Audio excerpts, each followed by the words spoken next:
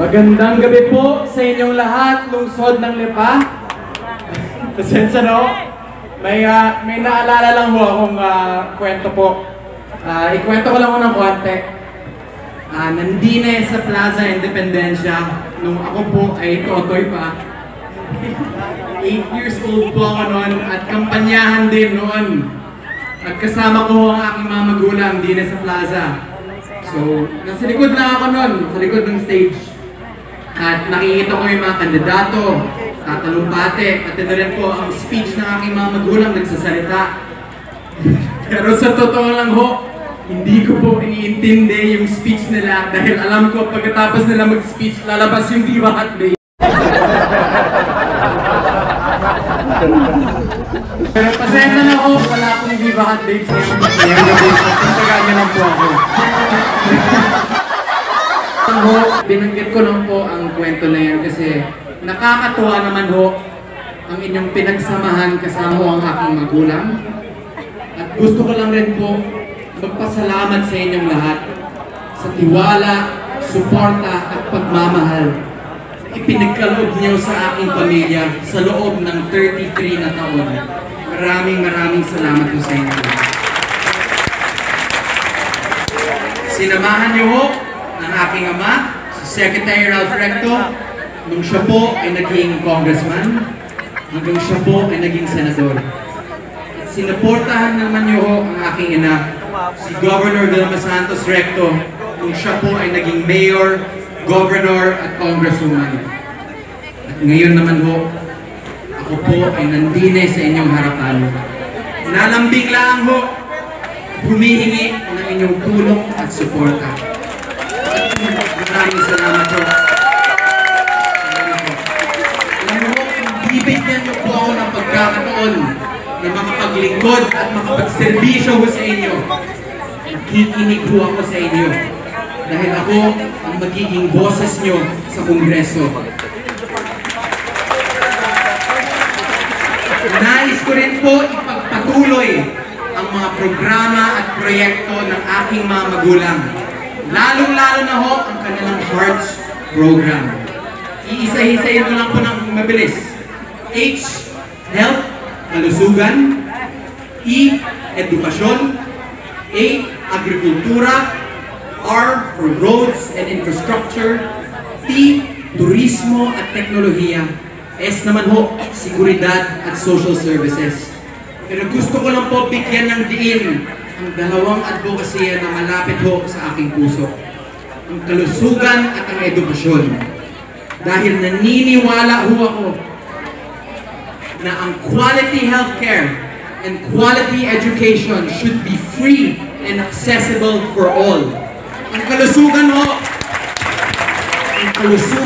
at ang edukasyon ay hindi dapat pribilehiyo.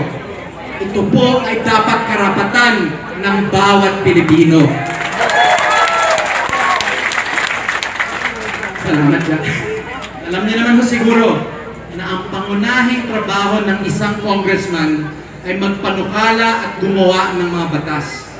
At kaya naman ho, pagdating sa kalusugan, gagawa at susuportahan ko ang mga batas na magpapagaan ng inyong mga gastusin kapag kayo po ay magpapagamot. Nay, hindi po ito magiging madali, pero ang layunin ho namin ay hindi nyo na po kailangan maglabas ng pera galing sa inyong mga bulsa kung kayo po ay nagkasakit at pupunta po kayo sa pampubliko man o pribadong ospital. Salamat po. Pagdating naman ho sa edukasyon, ipagpapatuloy ko ho ang mga scholarship programs na sinimulan ng aking mga magulang. At kung ako po ipapalarin at mahalal bilang inyong congressman, mas papalawakin ko po ang mga scholarship programs na to para mas maraming mga estudyante at pamilya ang makikinabang dito. Pero tay, sa totoo lang ho, hindi ko po ito magagawa na mag-isa lang. At kung pwede ka lang ho, makiusap sa inyo. Pwede ka ho? Maraming salamat ho. Sana naman ho, huwag nyo na po kaming paghiwa-hiwalayin. Ang buong team, bagong lipa. Isipin nyo lang ho ng ganito. Sa nasyonal, nandun po ang ating ginagalang Secretary Ralph Recto. Kung ako po'y papalarin, nandun rin po ako sa nasyonal. At kasama ko ho ang 135 CWS party list at ang 107 ang Kasangga party list. Sa provincial government, nandun naman ho ang minamahal nating Governor Vilma Santos Recto at ang aking idol, Vice Governor Luis. Lucky Manzano. Kasama po nila ang dalawa nating Bukal Junjun Gozos and Bukal Bibong Mendoza. And syempre naman ho, last but not the least, sa local government level, kilala nyo na po sila at subok na. Nandun naman ho, sila Mayor Eric Africa, Vice Mayor Mikey Morada, at lahat ng mga masisipag na konsehal na nandidini ngayon. Si Konsehal Attorney Gali Angeles, Konsehal Mac Luansing, Konsehal Aspay Toledo, Konsehal Mikey Umali, Konsehal Nicole Ronquillo, Konsehal Aris Macala, Konsehal Nilo Katipon, Konsehal I Love You Lijo Lopez, Konsehal Denise Manalo, Konsehal Nerlo Silva, Konsehal Joel Pua, and Konsehal Mike Lina. Pinag-iisa-isa ko lang po para ipakita ho sa inyo ang halaga ng ganitong klaseng pagsasamahan at pagkakaisa mula national government hanggang provincial government hanggang local government. Kasi sa totoo lang ho, kapag magkasama ho kaming lahat, mas mapapadali ang aming trabaho, mas mapapabilis ang aming pagsiservisyo ho sa inyo, at magiging mas maayos ang daloy ng mga programa, proyekto at pondo all the way down to the barangay level para po sa mga pangangailangan ng inyong barangay, para na rin po sa mga pangangailangan ng inyong pamilya. I love you too, Nay. Salamat po. At sisiguraduhin mo namin na ang inyong tiwala, suporta at pagmamahal ay hindi po namin ipagwawalang bahala, hindi po namin ito sasayangin, at hindi po namin kayo ipapahiya.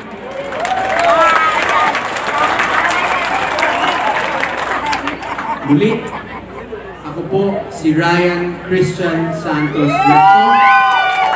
Tumatakbo bilang inyong congressman at humihingi po ng inyong tiwala, hindi dahil sa aking apelyido, kundi dahil handa akong magtrabaho, makinig at maglingkod para sa inyong lahat. Para sa inyong lahat. Number 3 sa balota, para po sa lungsod ng Lipa. Maraming salamat po sa inyong lahat. May God bless all of you. At ingat po kayo sa kabuhay. Mabuhay po kayong lahat.